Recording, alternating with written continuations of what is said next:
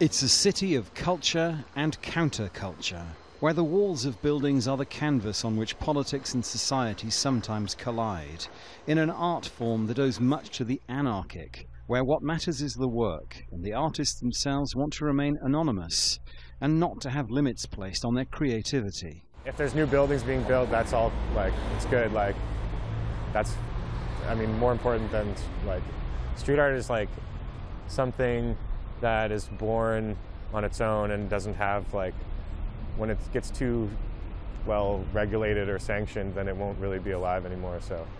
And you get a feel for just how alive the scene really is in districts like Kreuzberg, where improvised astronauts stare down at you from buildings, how the fruit of the artist's labour is there for all to see, and where people feel walls are just murals waiting to be painted.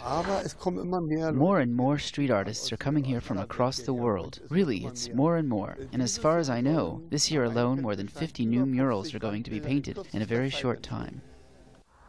But in a city with a constant need for new housing and more office space, often world-renowned examples of street art can end up obscured by new buildings.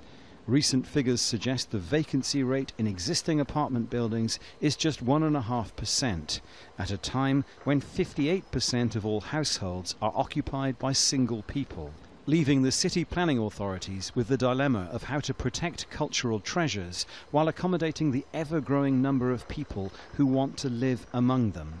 We have to deal with investors that want to build blocks and things like that, and so everyone has to find solutions, what could stay and what has to go. I'm not a friend of having a sort of staying all these nice graffitis and things like that forever. There are some examples of street art in this city which do have protection, what the Germans call Denkmalschutz, such as here. What's left of the Berlin Wall at what's called the East Side Gallery, but even here it's clear where modern buildings have really taken over.